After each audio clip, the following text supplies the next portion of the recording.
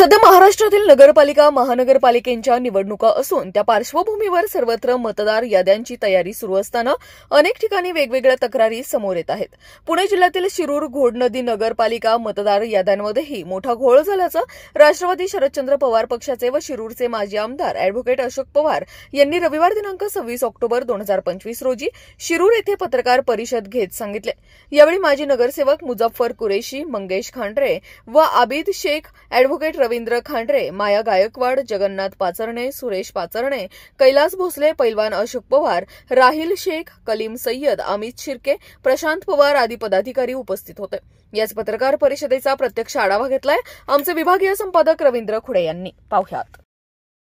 खरं म्हणजे जो कोणी निवडणूक निर्णय अधिकारी असतो त्यांनी कुठेतरी काम करत असताना इम्पार्शल काम केलं पाहिजे। आम्ही समजू शकतो की वार्डामध्ये 10% फरक कमी किंवा जास्त आम्ही समजू शकतो, परंतु ही मोठी तफावत झालेली आहे। या संदर्भात मंगेशजी खांडरे आणि मुझफ्फर भाई ह्या दोघांनी सातत्यानं तक्रारी नोंदवल्या आणि त्यांना पण ते म्हणत होते करतो बरोबर आहे हो, परंतु प्रत्यक्षात काही झालं नाही। आता प्रत्येक वेळेला कार्यकर्त्याला हायकोर्टात जाणं, सुप्रीम कोर्टात जाणं परवडेल का? मग ही न्यायव्यवस्था काय चालली?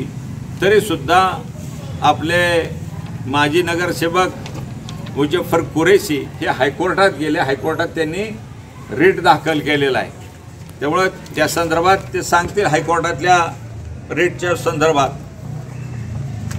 कारण शेवटी माझं मत आहे की कोणत्याच पक्षानं असं केलं नाही पाहिजे। सगळ्या पक्षांनी जाऊन याचं आहे एखाद्या असाठी जर करणार असेल हे सगळं अशा पद्धतीनं, शिवाय मला दुसरी अशी माहिती मिळते की एक चुकीचं होऊ नये, एखादा वार्ड एकदम छोटा करायचा म्हणजे ते कुणाला निवडून येण्यासाठी सोपं करता का तुम्ही, असा अर्थ झाला।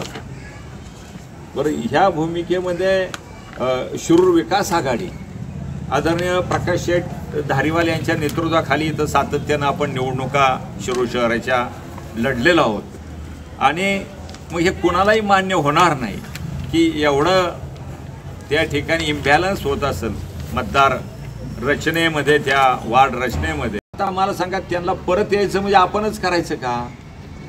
परत आपणच त्यासाठी काही कायदेशीर फॉर्म भरायचे का? किंवा माझं नाव तिकडे गेले? कारण माणसांना माहिती नसतं।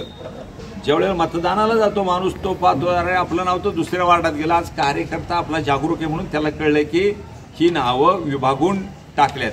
साधारणतः किती संख्या? 3,500 शहरामध्ये हरकती तर मोठ्या प्रमाणात आल्या, खरं म्हणजे एवढे यायला नाही पाहिजे।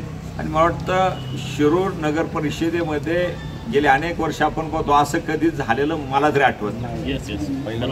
म्हणजे हे इतिहासात पहिल्यांदा झालेला असावा आणि म्हणून परत एकदा आम्ही त्यांना सांगू, पक्ष पातळीवरती हा विषय दसाला लावू आणि आलेली डबल नाव, दुबार नाव, म्हणजे तो नगर परिषदेत त्याचा काही सहभाग नाही, नगर परिषदेपासून तो दूर आहे, परंतु कुणाच्या जरी सोयीसाठी तिकडची नावं तुमच्या आपल्या शहरामध्ये समाविष्ट करतात तेही चुकीचं आहे। ही यादींची फेर तपासणी केली पाहिजे असं आमचं मत आहे आणि बोगस, दुबार, मय, स्थलांतरित नावे वगळण्यात आली पाहिजे। 1370 कोड आणि 4872 कोड ही पुढली व्यवस्था आहे। दुसऱ्या त्या मतदाराला दुसऱ्या वार्डात टाकण्यात काय स्वारस्य आहे? इथं प्रत्येकाचं घर ज्या तिथं ठिकाणी वास्तव म्हणून आपण तिथं मतदान नोंदणी करतोय। त्यामुळं या दुरुस्त्या करणं अत्यंत गरजेचं आहे। याचे वास्तव प्रभाग क्रमांक 3 मध्ये असून त्यांना प्रभाग 2 घेण्यासाठी त्यांची अर्जावर खोटी सही करून, खोटे आधार तयार करून नगर परिषदेत अर्ज केलेला आहे। माझ्या वहिनीचं पण झालं उदाहरण झालं। मग हे कोण करतंय, काय करतोय? उद्या कोणी पण करेल ना। तर ह्याचा बंदोबस्त खरं विष्णू मस्के यांचे घर वास्तव्य प्रभाग क्रमांक 7 मध्ये असताना त्यांचे खोटे आधार कार्ड तयार करून प्रभाग क्रमांक 2 मध्ये नाव घेण्यासाठी खोटी सही करून अज्ञात व्यक्तीने अर्ज नगर परिषद दाखल केलेला आहे. माझं म्हणणं हे मी ती करेल, त्यांनी पोलीस ऑफिसरला CCTV असेल तर त्याचं फुटेज दिलं पाहिजे आणि CCTV फुटेजमध्ये जर हा माणूस कोण असेल असे अर्ज देणारा तर त्याच्यावर कायदेशीर कारवाई त्यांनी केली पाहिजे. आता हे सगळे मतदार यादीत त्याच्या मागे कोणाचा असं घ्यावा लागेल ना, कुणावरती मोघमारोप करण्यात अर्थ नसतो. प्रवीण गायकवाड थांबणार नाही.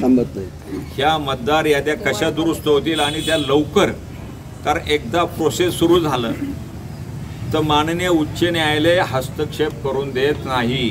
ते सांगतात तुम्ही इलेक्शन पिटिशन करा. निवडणुका व्हाव्यात का? याद्या जर वेळेत क्लिअर झाल्या नाही सगळ्या, आता हे जे काही आक्षेप आहेत त्याचे क्लिअर झाले नाही समजा अशा प्रशासनाकडून, तर मग निवडणूक व्हाव्यात का? निवडणूक जर तोपर्यंत डिक्लेअर झाली तर अशा सदस्य याद्यांच्या माध्यमातून कशी निवडणूक लढवायची? निवडणूक लढवणं अवघड साहेब. हाच मुद्दा आता इथल्या पुरता आहे. बघा हे कार्ड, हे फोटो तुम्हाला चेकिंगला हे जे तुम्हाला आधार कार्ड कसं बोगस आहे, डुप्लिकेट आहे, PLO आम्ही सांगितलं ही नोंदणी कशी झाली, ती माणसं त्या घरातली आहेत का नाही, तर मला लेखी उत्तर दिलं गेलं की ती माणसं सध्याला तिथं राहत नाही. लेखी पत्र आहे. 2015 पासून ते घर अस्तित्वातच नाही. अस्तित्वात नसेल तर अंदाज पंचांनी आकडे टाकणे बरोबर नाही ना. जे BLO सरकार नेमते त्या BLOची यादी मागून प्रदीप किती दिवस झाले आपल्या BLO नेमतात ते. शिरूरचे माझ्या माहितीने 33 होते, तर 33 BLOची यादी पहिली लावली पाहिजे. बोर्डावरती काय केलं पाहिजे, 33 BLOची, कारण BLOचा नंबर तुम्हाला माहिती पाहिजे. आणि ज्यावेळेला आता पक्षीय BLA नेमतो, आता पक्षाला अधिकार आहे BLA नेमायचा, तर BLA BLOला विचारू शकतो की बाबा रे हा इथं राहत नाही, तू कसं काय दाखवला. ही प्रक्रिया महाराष्ट्रात पुढंच आज तरी दिसत नाही मला. त्यामुळं कोणतीही निवडणूक कोणत्याही शहरातली असू दे, BLOची यादी फलकावरती लावणं गरजेचं आहे. आणि पक्षांनी पण BLA आपले त्यांना संपर्क करून चुकीचं केलं असेल तर ते सरळ करायला भाग पाडलं पाहिजे. दुसरं, आदरणीय शिवसेनेचे शिंदे साहेब, त्यांनाही कधी भेटलो नाही, बरोबर आहे. आदरणीय अजितदादा पवार साहेब यांना लग्न कार्यात वगैरे निश्चितपणे मी भेटलो, लग्न कार्यात. पण मी जाऊन अशी ह्या कोणत्याही नेत्याबरोबर पुढेही माझी चर्चा, बैठक 1% सुद्धा नाही. त्यामुळं चर्चा करणाऱ्याला जरा वाटत असेल की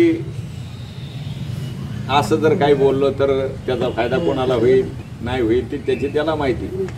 पण ह्या क्षणापर्यंत मी कुठंही कुणाबरोबरही कसलीही काडीची चर्चा केलेली नाही. मी फक्त शांततेत का चाललोय तर नवीन आमदारांना काही दिवस काम करून दिलं पाहिजे. लगेच आपण निवडून आला ना 8 दिवसातच सुरू करायचं की हे ह्याचं काय काम आहे का, काय चाललंय का. काही काळ लोटल्यावर लोकच उत्तर देत, जनता उत्तर देते. आता किती दिवस वाट पण आता झाले की बरेच दिवस इलेक्शन अजून पूर्ण झाल्यावरती मग बघू आपण. इलेक्शन पण आले आता 1 वर्ष फारच दिले म्हणजे, पण लोकच जनताच बऱ्याच वेळा उत्तर देते. अनेक वेळा कालच काही वर्तमानपत्रात ते मांडोगनच्या आरोग्य केंद्रातली मोठी बातमी लागलेली, म्हणजे छोटे छोटे प्रश्न आहेत पण मोठ्या प्रमाणात चाललेली तालुक्यामध्ये. ह्याची जबाबदारी तहसीलदारांची निश्चितपणे आहे. हे मी उघडपणे त्याचं वेगळं करा तुम्ही, ह्याच्यात नका करू आजच्या बातमीमध्ये. त्याचं प्रकाश शेठ धारीवाल यांच्या नेतृत्वाखाली आणि ॲडव्होकेट सुभाष पवार त्यांची आघाडी जे काही निर्णय घेईल आपल्याला सगळ्याला माहिती. इथं पक्षविरहित आपण शिरूर शहरात निवडणूक करतो, पक्षाचं लेबल आपण लावत नाही. आजपर्यंत इथेच आहे रसिक भाऊंच्यापासून. त्यामुळं त्यात काय इमारत अख्खीच्या अख्खी त्या प्रभागात पाहिजे किंवा ह्या प्रभागात पाहिजे, तर त्यांनी इमारतीचे 2 भाग केले ती गुगल मॅपवर टाकून. त्यामुळं प्रभाग रचना करताना त्यांनी चुकीची केलेली आहे. आणि त्यानंतर हे जे बोगस वोटिंग होतात, काही अर्जांवरती सह्याच नाही आहेत. आता माझ्या प्रभागातले जवळजवळ 1000 नावं मुज्जूबाईच्या वॉर्डात गेली विनाकारण, कुणी मागणी केलेली नाही, काय नाही. आता ते म्हणतात की बाबा तुम्ही इंडिव्हिज्युअल अर्ज करा, मग आम्ही करतो. इंडिव्हिज्युअल अर्ज एवढं करणार नाही, चुका तुमच्या आहेत. आमचं प्रशासनाला मी वेळोवेळी शिवण्णा मुज्जूबाईंना आम्ही भेटलो बापू की दिलं माहित नाही की बाबा मंगेश गांडरे कुठं राहतो, अशोक बापूंचा बंगला कुठं आहे, अभिजित आंबेकर कुठं राहतोय, बाळू ढोबळे कुठं राहतोय, हेच माहित नाही त्यांना. मग अशा लोकांच्या हाताने तुम्ही जर मतदार यादी बनवली तर ती अपडेट होणार नाही. आम्ही त्यांना सूचना केली होती की इथून मागं जी लोक ह्या प्रक्रियेत काम करत होते, त्यात आयुभाई असन, सुनील करळे असतील, जे रिटायर झालेत आता, पण त्यांची तयारी की तुम्ही बोलवा त्यांना बोलवा, त्यांना सांगा की बाबांनो ही निवडणूक अशाच मतदार यादीवरती अशाच पद्धतीने होणार. त्यांचे अर्ज येते ते त्यांचंच व्हेरिफिकेशन करतायत, कुठं गेलंय कोणाचं नाव काय ते व्हेरिफिकेशन होत नाही.